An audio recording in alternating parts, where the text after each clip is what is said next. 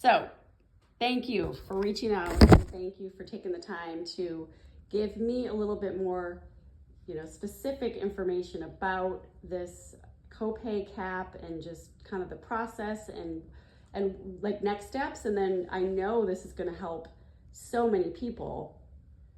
Yeah. And I think there's more steps to help beyond, federally funded healthcare. Yeah, great. So the event was called the Inflation Reduction Act Insulin Event, and so the when the prior to the Inflation Reduction Act passing, for individuals with diabetes who were enrolled in Medicare, they paid varying amounts of money for insulin, and that, one of the panelists yesterday, it was even $1,000 1 month for her insulin. And so, this was a huge issue. It impacted their care. There was individuals who were rationing their insulin, meaning that they were giving it, instead of taking 30 units, they might take 10, and Okay. 10 for 3 days so that the insulin could stretch out. There were other people who weren't taking their insulin, frankly. Some people were making decisions between paying their bills and getting the insulin, right? And literally calling our office and saying, well, Dr. Joseph, if I can only afford it this month, what should I do, right? And so this was obviously a huge issue for patients across the country who had diabetes, who were managed with insulin and had Medicare insurance. And so, this all went on for a number of years. And a couple of years ago, we start, once the Inflation Reduction Act, the language came out, really start advocating for that. So we did press, including kind of PBS NewsHour, which, marketing communications really helped with that. I actually went over to the studio for that. We did meetings with congressional leaders, Senate leaders, et cetera, talking about the importance of this provision around a price cap. The price cap was for a $35 price cap for insulin medications, which would dramatically reduce the cost for many individuals who have Medicare insurance. And so, after what this event was really celebrating all the advancements since the passage of the Inflation Reduction Act. I was invited because I was the chair of the Clinical Affairs Core Committee for the Endocrine Society, and in that role was responsible for doing much of the advocacy around this important provision in the bill. So that's why I was invited back to the White House to be a part of this event. And so at the event, it was opening welcome by Stephen Benjamin, who's in the Office of Public Engagement for the White House, who just talked about the history and everything individuals were struggling with prior to passage of this and actualization of this $35 price cap. It then went to Neera Tanden, the Director of Domestic Policy Council for the White House, as well as Secretary Javier Becerra. He's the Secretary of the Department of Health and Human Services. So, it's our highest department when we think about health. So he was there and, talked from his lens about the importance of this $35 price cap, and as well as some additional things that I'll get to here in a second. And that was followed by this panel, and I was a part of the panel. Okay. So the panel was moderated by Shakita Brooks LaSure. She's the administrator for the Center for Medicare and Medicaid Services. So that's like the director of Medicare nationally. She moderated the panel. We had 4 patients on the panel as well, and then 2 providers. Myself as an endocrinologist, and then Dr. Max Cooper. He is an emergency medicine doc in Pennsylvania. And so each person talked about kind of the pre and the post. Pre-passage of this, post-passage. Cool. And, the stories were quite incredible. But to summarize them, say people are really struggling. They were making decisions about, their house mortgage, right, and paying for insulin. And, post that, it's just, the relief to not have to have those conversations on a monthly basis for many of those individuals. And then Dr. Brooks talked about the fact that, people were coming into the emergency department and not even making it into the ER and passing out. because their blood sugars were just so high. Because they weren't able to get insulin some months. Okay. And his story in some ways was similar to mine because he talked about how he is not seeing that now, right? People are able to afford their medications that have Medicare insurance, which is just such a gigantic leap forward for many individuals. And then I talked about it from the endocrinology lens of I was getting calls at 8, 9, 10 o'clock at night. I'm at the pharmacy. They want $500 for my insulin. And I can't afford it. I'm spending 20-minute visits with 18 minutes of that visit focused on how are you going to afford your insulin, right? I'm talking about the donut hole, in March, April, May with individuals previously.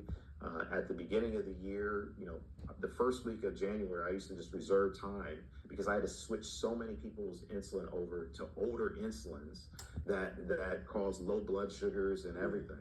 Right, I'd actually have to just reserve time on my calendar to do that. It was so many patients, and now we don't see that anymore. I mean, it literally like stopped, with the bill, which is just truly tremendous, and just like I said, gargantuan leap forward for many individuals that have Medicare insurance, and so that was kind of the theme of the event. Okay. There was the second part about, how do we get this information out to individuals to let everybody know? Right. And in that component, I talked about, kind of multimodal messaging, ensuring we are communicating this, in, barbershops, beauty salons, in recreation centers. I got to talk about the Healthy Community Center just a little bit, got a little pitch in there for that. As well as the doctor's office and the provider's offices. We need to be making our patients aware of this as well. So we talked about that. And then the last part of the event was focused on 2 new provisions that are going to be equally impactful. The first one is that next year in 2025, there's going to be a $2,000 price cap for all medications for individuals with Medicare insurance. So what that means is throughout the year, when you look at that amount that they pay, once they get to $2,000 of their own money that they pay, that's it. Everything else is covered. Wow. Which is huge. I mean, this is, huge. And then the other one is that right now, and it just came out, if you check the news today, they're about a press conference this afternoon with the administration, but they have completed the price negotiation. The third component of this bill was that there will be price negotiation. So Medicare is now negotiating with the pharmaceutical companies on the top 10 medications in terms of cost for Medicare. And the new pricing will go in effect in 2026. Next year, they're going to negotiate it on the next 15 medications on that list. The year after, 15 more. The year after that, 20 more. And so if you read any of the papers today on, I think it's Joe Biden and Kamala Harris at that event, but they're going to talk about that piece. But that was the third part of the conversation. Oh my gosh. Oh, so yeah, this is kind of a ripple. This is like a small thing that started this huge thing. One question, I mean, I'm just so thrilled that it has moved beyond insulin. That seems like an easy one because I remember, I don't know if it was during COVID or after, but the price of insulin also skyrocketed, it seemed. It is. The price of it, you got to remember that, Kelly, that when insulin was discovered, the discoverers of insulin actually did not want to patent it. They said this is a life-saving medication and it should be free. They used the word free for everyone. And they actually sold the patent to the university up there in Canada for $1. $1, right? Because they wanted this to be accessible to all individuals. And what we have seen over the last 5 years, 10 years, 50, you can look at however far back you want, but particularly the last 5 to 10 years, it's just a skyrocketing in the price of insulin. And that's what, has led to, ensuring that people have adequate access actually to policy and legislation to get this done. God. And this is my next question. So I'm thinking of all these companies that were gouging the prices, what are their caps? Like if the copay is only $3,500, is the government, as far as Medicare, paying the rest if the price is still really high? Or is there any movement on kind of bringing it down and to a more fair price coming So to. you're right. The copay is just $35. Who picks up that delta, right? Yeah. And so right now that is Medicare. Okay. That's picking up some of that delta there. Okay. But that is the importance of layering on the price negotiation. Yep. To bring down the overall cost of these medications. And that's why it was kind of a tiered event. We talked about the cap, then we talked about the $2,000 cap for next year, and then the price negotiation piece as well. Awesome. How do you see this then playing out for those who are not on Medicare? So private insurance. That's the work that we have to do. So in the legislation, there was also language around private insurance. Unfortunately, I should say unfortunately, I apologize. During the process of the negotiations and ensuring that this was bipartisan and all those good things, that language was taken out of the bill. And so right now, there are folks working every day to try to ensure that all individuals can have access to affordable insulin, irrespective if you have private insurance, if you're uninsured, all individuals should have access. So that is the journey that continues. And we feel like part of that journey is through the price negotiation, bringing all down the overall price for everyone. But also, what are those opportunities to enact legislation that would help individuals on private insurance and those who are uninsured as well. Okay, wonderful. So if we're in this part of getting the word out, I'm sure that is a big part of, now with seeing patients and saying, guess what? Insulin's not going to make you choose between food on the table and your insulin.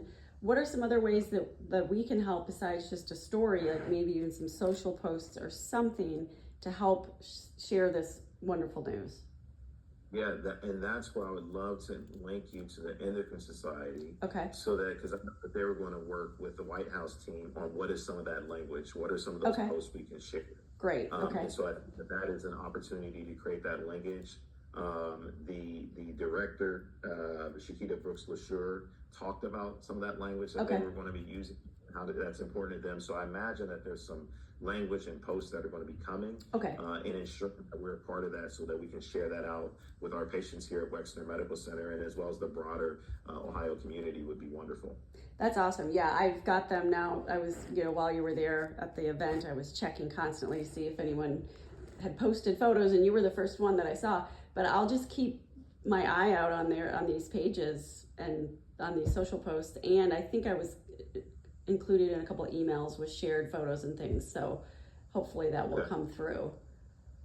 And do you have an iPhone by chance? I do.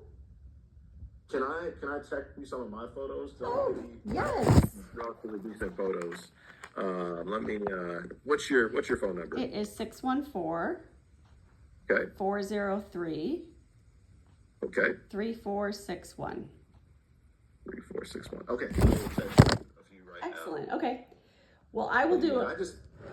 I would love just to tell the story a bit about, about the, Inflation Reduction Act and all the different things. And I think it's the only reason why I called back is I really want us to be able to let patients know about this. And the benefit that it's going to have for them.